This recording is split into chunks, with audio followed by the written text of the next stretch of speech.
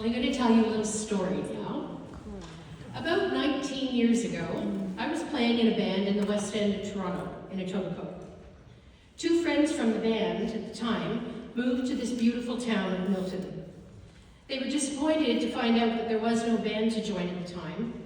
So we sat down, and with the help of friends who had started that band in Etobicoke, we came up with the idea that Milton needed a band. There are many puzzle pieces when you start a band. First of all, you have to come up with a name. You have to come up with a place to rehearse. You have to come up with some money. And are there people to play in the band? In other words, if you build it, will they come?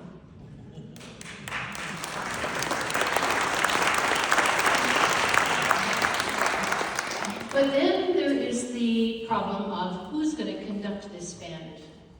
Well, in that band in Etobicoke at the time, there was a very young and brilliant woodwind player who was studying music at the time, and we all knew that, and he was also studying conducting.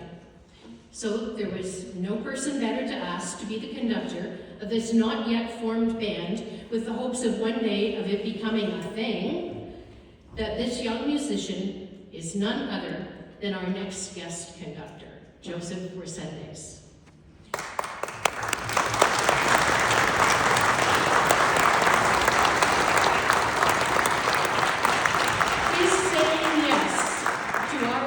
Some 18 years ago now, was the one puzzle piece that was required to launch a band that has now become an integral part of this community. Joe was the conductor of the band for many years, and you can see that he is now a celebrated conductor at McMaster University and a composer. Welcome, Joe.